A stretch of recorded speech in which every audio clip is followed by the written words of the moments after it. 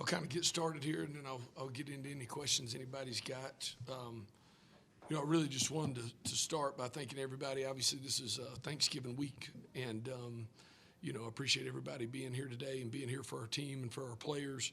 And I'd be remiss if I didn't start by thanking my family again with Beth and Jake and Walker and Anderson being at home.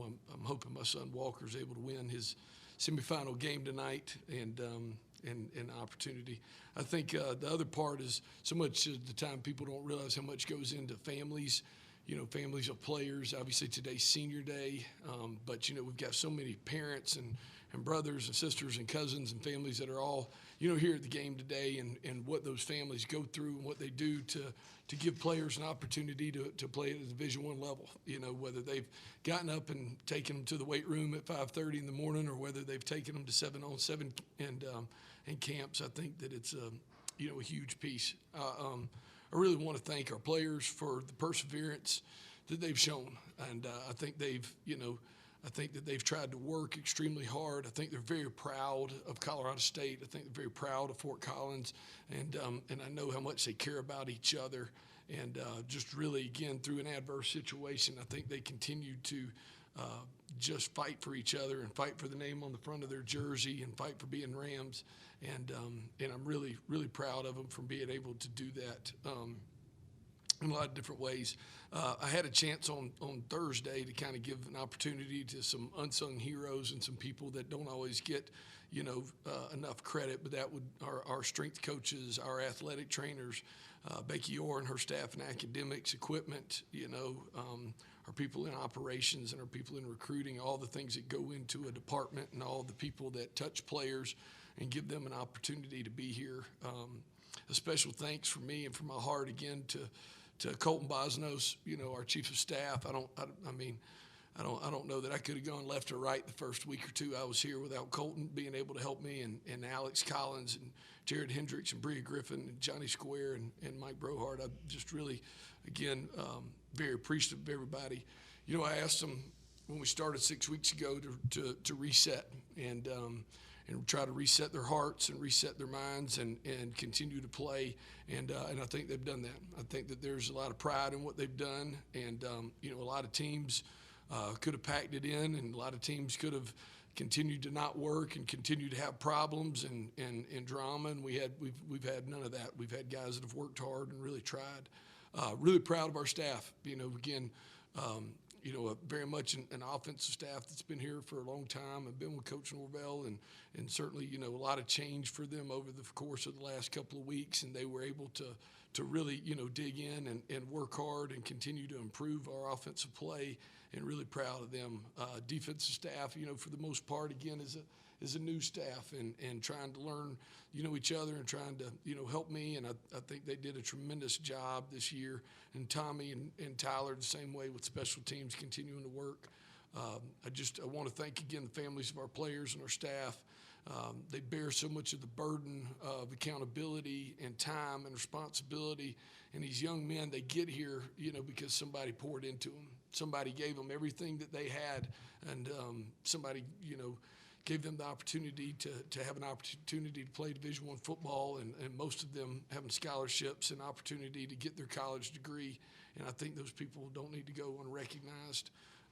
I'd like to thank again President Parsons and John and Scott for giving me this opportunity the last 6 weeks. Been the most fun I've had in a long, long time, and giving me this blessing to serve and to lead at the same time. But I really wanted to be about servant leadership the last 6 weeks, and I love the school, love this organization, and appreciate everybody that's in it, and for the people that are here as well for what all you've done. I really believe this, and I said this to our team in there, and I've said it a lot, but I said it kind of finishing up. Any time,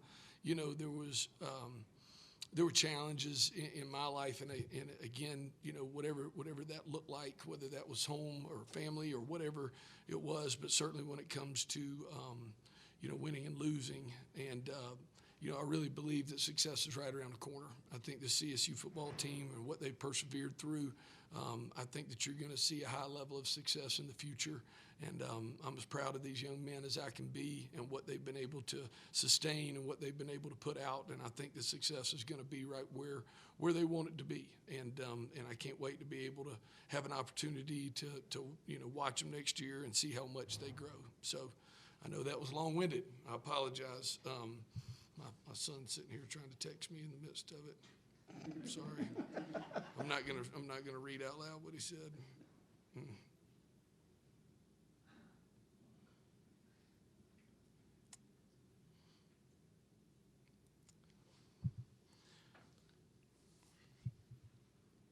But I'm very appreciative of everybody being here and again helping me through all these challenges. It's been a challenging season, but I think that we've stepped up and done the right thing over and over and over again. And I hope that we were able to make our fan base proud for that. And I hope we were able to make our fans and our administration and our families proud as well.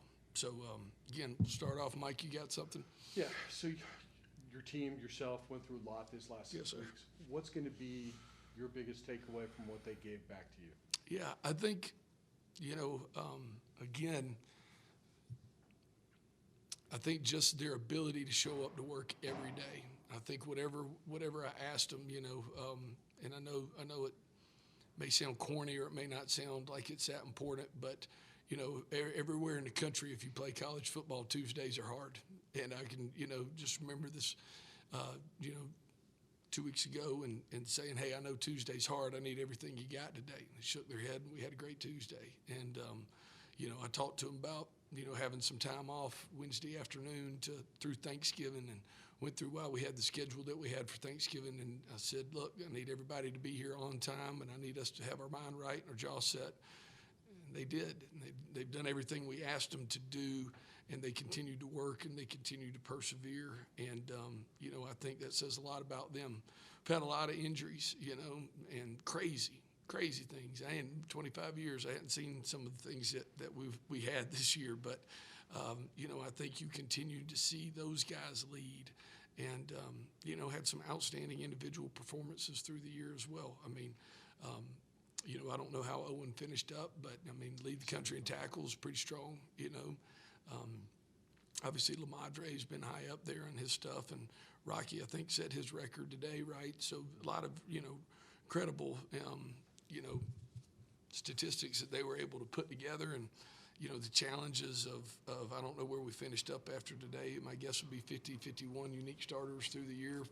50, I was reading something the other day, and they were talking about it was I can't remember if it was an offense or a defense, but they were saying something about, can you believe we've lost 4 starters this year? And I was like going, geez, what would we do? And I think that, again, we've done all those things, and again, not trying to make excuses, but I think, again, just continuing to see progress, and I think, continuing to try to do the right thing through our process and have our progress right, and I think that, again, you'll see success right around the corner, and I think that's where, again, where I'll be the proudest. I know they're feeling down in the locker room, but you did bring it up a little bit. You do need to celebrate whatever successes you have. Rocky, what he gave you this year. Owen did finish with 17 tackles, 151 on the year. That's number 7 all-time in school in a single season. How do you look at their seasons? What do you have to say about what they gave you in this team throughout the year? Well, I think their leadership.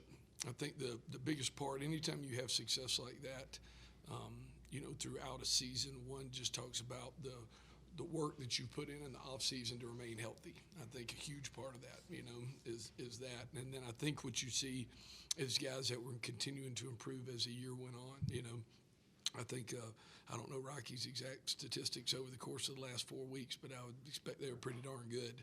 And I think that's an example of him continuing to work and continuing to believe and get better. And so I think that the greatest tribute to them is, again, what they were able to put in the offseason to give themselves a chance to be healthy. And I think the second part is the work that they continue to put in this year to give them themselves a chance to be that successful. Sorry. Had JB get himself ready to go, and what did that mean to you for a guy that Oh, probably man. could have tapped out? Man, JB has, been heart and soul. I remember going back in the summer and I was talking with, a number of different, people, and I just said, JB is, in my opinion, was our best leader. And I thought that then, and I think, he's an incredible leader today. I think he showed how much he cared about his teammates. Again, a lot of guys could have, said, hey, I don't know if I can do this, and I'm not sure this isn't the best thing for my career. I could hurt it worse. And he just kept coming out there and trying to figure out how he was going to get better. And I think he probably played his best game today, and that's just a sign, again, of a guy when he's doing the things that you should do despite what everything and everybody else tells him, and he goes out and plays his best game. I'm really, really proud of him, and none of it surprises me. It's just who he is. I know there's a lot in the air right now, but you said a lot of good things about CSU and the administration. Would you be open to a possibility of returning next year on staff? Yeah, I wish you wouldn't ask me that. You know what I mean? That's fair. You're more than welcome. I would really like to get through today. I'd like to call my wife and kids, get on a plane and see them in the next 48 hours and get in a room and be able to decide all that next week. I'm excited for Coach Moore and his opportunity. I think he's going to do great. I think the players in that locker room are going to do great. I think John and Scott are going to do great, all those things. So we'll get to Monday or Tuesday. We'll figure all that out. But I wish you would have found something else to ask, or at least started with something better. That would have made me feel better about it, Go ahead. When you think about it, you brought up 50 unique starters in a year. How long does it actually take you to, I know you've lived through it, but how long does it take you to grasp what that actually meant? The constant week-to-week adjustment. Yeah, well, we talked about it throughout the off season, which was just, and it's, it's a different way of saying it, but we would always say, we were preparing for war in a time of peace, and we had to have all these different personnel groupings for this injury or that injury or this injury. And so that's what we were trying to get ready for as the season went on, just continue to kind of get more challenging. We had some injuries today as well. And, it's kind of hard to process, trying to figure out where people's strengths and weaknesses are and trying to do that. But I'm, proud of our guys. I wish we would have had some better performances, and that's, again, as a defensive coordinator, that's my fault. And I've got to do a better job in the future of being able to prepare those guys and put them in a better position to be successful. But it's hard to kind of imagine when there's only 2 or 3 of them that have been out there, for the majority of the season. Tyson, you said you could see this thing turning around. What about the kids, the guys who are there, makes you think that and how close are they? Yeah, well, Where do you want to be? Sure. Well, I think a big piece is, again, if you look at, particularly in my opinion, the sophomore class, I think the sophomore class is incredibly talented.